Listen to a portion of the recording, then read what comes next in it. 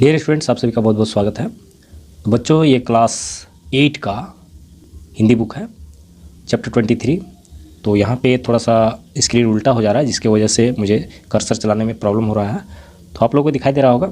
हालांकि स्क्रीन को मैं एडिटिंग के दौरान ठीक कर दूंगा, लेकिन ये कर्सर ठीक होने वाला नहीं है। तो यहाँ पे मैं बतला दे रहा हूँ कि मैं अभी काफ़ी बिजी चल रहा हूँ। इसके पीछे कारण यह है कि आप लोग को पता ही होगा कि अभी सरस्वती शिशु मंदिर में एग्ज़ाम 5 दिसंबर से शुरू हो रही है। तो संभवतः आप लोग के यहाँ भी हो रही होगी, मतलब उतना ही तारीख से हो रही होगी या फिर उसके आसपास, या तो थोड़ा आगे थोड़ा पीछे होता है। लेकिन हमारे यहाँ जो है 5 दिसंबर से है, और मेरे स्कूल में जो है वो भी एग्ज़ाम होने वाला है वहाँ पे 12 दिसंबर से। तो इसीलिए एग्ज़ाम से पहले जो है टीचर्स को क्वेश्चन सेलेक्ट करना पड़ता है, क्वेश्चन बनाना पड़ता है। और एग्ज़ाम जब हो जाती है उसके बाद उसे एग्ज़ाम के बाद उसको चेकअप करना पड़ता है, क्वेश्चन करेक्शन करना पड़ता है, फिर मार्क्स वगैरह बैठाना पड़ता है, रिजल्ट बनाना पड़ता है। तो काफ़ी मतलब इसमें समय लगता है, जिसकी वजह से मैं इस दौरान जो है वीडियो बनाना काफ़ी मुश्किल हो जाता है। इसीलिए मैं वीडियो नहीं बना रहा हूँ।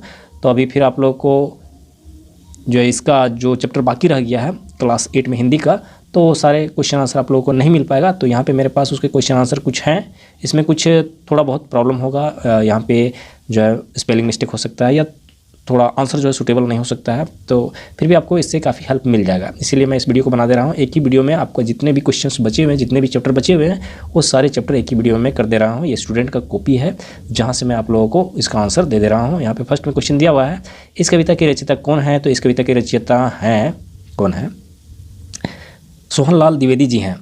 कवि ने यह इस प्रकार बताया है कि गांधी जी के इशारे पर करोड़ों भारतवासी निछावर होने को तैयार रहते थे। गांधी जी ने एक इशारे पर सभी देशवासी भारत माँ के लिए अपना सब कुछ निछावर करने को तैयार थे। कविता की किस पंक्ति से पता चलता है कि गांधी जी की आवाज़ सारी जनता की आवाज़ थी? तुम बोल उठे, युग बोल उठा, तुम मौन रहे, युग मौन रहा। तो ये लाइन से पता चलता है। गांधी जी ने धर्माडंबर को किस प्रकार समाप्त किया? गांधी जी ने धर्म में आडंबर का जमकर विरोध किया, लोगों को मानवतावादी बनने की सीख दी। मरते जाते जननी का स्वर्ण ताज, इसमें जननी शब्द इसके लिए आया है। गांधी जी ने जननी शब्द का प्रयोग भारत माता के लिए किया है। गांधी जी भारत में किस तरह का रामराज्य लाना चाहते थे? क्या वैसा रामराज्य आया? सोच कर उत्तर दो। गांधी जी समस्त भारतवासियों की आत्मा में भारत माँ की छवि भरकर समस्त नागरिकों को राष्ट्रभक्त बना देना चाहते थे, यही उनका रामराज्य था। तो इसके आगे जो पूछा गया है, क्या वैसा रामराज्य आया? तो यहाँ पे आंसर दे देना, नहीं, वैसा रामराज्य नहीं आ सका। गांधी जी की रणभेरी बजने का क्या आशय है? इससे किस पर प्रभाव पड़ा और क्या? गांधी जी की रणभेरी का आशय सत्य और अहिंसा के रास्ते पर चलकर देश को आज़ादी दिलाना था। इसका प्रभाव सभी भारतीयों पर पड़ा, वे सब गांधी जी के साथ हो लिए। आगे क्वेश्चन का आंसर इसमें दिया होगा। यहाँ पे एक क्वेश्चन का आंसर दिया हुआ है 8 नंबर का। गांधी जी को युग दृष्टा और युग सृष्टा क्यों कहा गया है? गांधी जी को समय की पूर्ण जानकारी थी, वे एक नए युग का प्रारंभ गुलाम भारत को आज़ादी दिलाकर की, इसलिए उन्हें युग दृष्टा और युग सृष्टा कहा गया। नेक्स्ट चैप्टर है 24, भारतीय संस्कृति। संस्कृति शब्द का सामान्य अर्थ क्या है? इसमें क्या क्या आता है? मानव जीवन के दैनिक आचार व्यवहार, रहन सहन तथा क्रियाकलाप, इसमें मनुष्यों का विचार व आचरण आता है।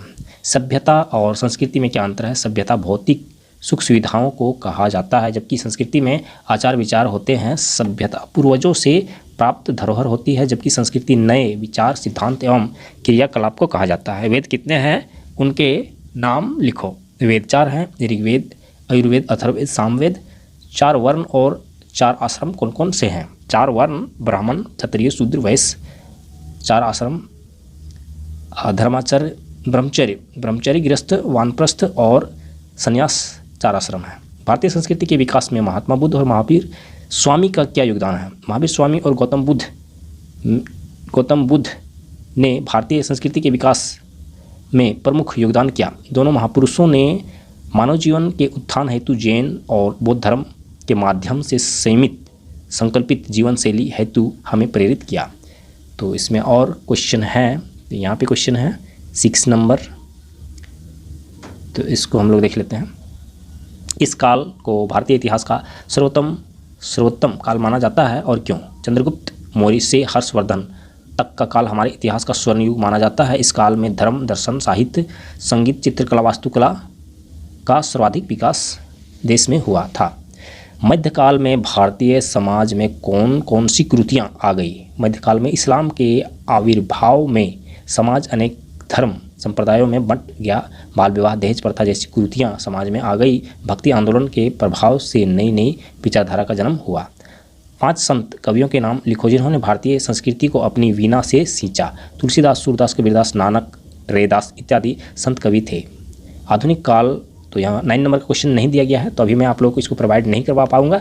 तो इसका स्पेशल जो वीडियो बनेगा तो उस पर मैं आप लोगों को आंसर करवा दूँगा। अभी फ़िलहाल हम लोग के पास क्वेश्चन चैप्टर जो है 25 है, इसका क्वेश्चन आंसर हम लोग कर लेते हैं, देख लेते हैं।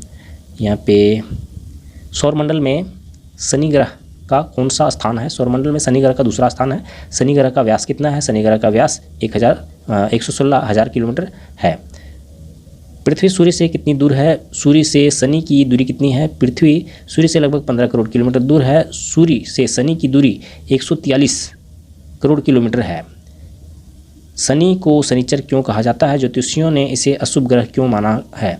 शनिचर तो ये संस्कृत वर्ड है, इसका मतलब शनिश्चर का बिगड़ा रूप शनिचर है। उच्चारण की सरलता के कारण लोग इसे शनिचर कहते हैं। शनिचर को सूर्यपुत्र कहा जाता है। इसकी सवारी भैंसा की है, इसलिए इसे अशुभ ग्रह कहते हैं। पौराणिक कथाओं में शनि को क्या बताया गया है? पौराणिक कथाओं में शनि को सूर्य का पुत्र बताया गया है। इनका वाहन भैंसा है। यूनानी कथाओं में इसे जुपिटर का पिता या कृषि का देवता बताया गया है।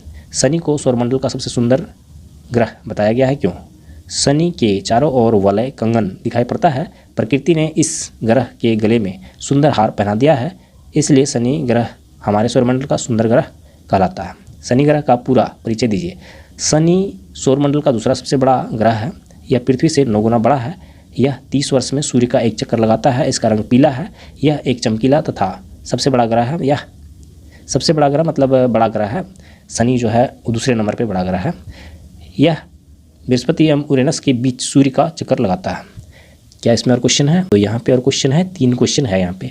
उपग्रह किसे कहा जाता है? सौरमंडल में कितने उपग्रह हैं? ग्रहों की परिक्रमा करने वाले पिंड को उपग्रह कहते हैं। सौरमंडल में लगभग 60 उपग्रह हैं। टाइटन उपग्रह का क्या महत्व है? टाइटन शनि ग्रह का सबसे महत्वपूर्ण उपग्रह है। यह चंद्रमा से काफ़ी बड़ा है। इसका व्यास 5150 किलोमीटर है। शनि ग्रह का सबसे आकर्षक चीज़ क्या है? शनि ग्रह की सबसे आकर्षक चीज़ इसके चारों ओर वलय का कंगन।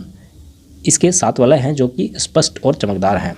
तो यहाँ पे इस चैप्टर के साथ, चैप्टर 25 के साथ ही पूरा बुक जो है वो समाप्त हो गया है। उम्मीद करता हूँ कि हमारा ये वीडियो आप लोग के लिए हेल्पफुल होगा। हालांकि काफ़ी हेल्पफुल ना हो, लेकिन फिर भी आप लोगों को एग्ज़ाम के लिए, एग्ज़ाम की दृष्टि से काफ़ी हेल्पफुल होगा और आप लोग को इससे तैयारी करने में मदद मिलेगा। एग्ज़ाम ख़त्म होने के बाद जैसे ही मैं थोड़ा फ्री हो जाऊँगा, उसके बाद इन सारे चैप्टर को एक एक करके ठीक ढंग से मैं इसका वीडियो आप लोगों को प्रोवाइड करवा दूँगा।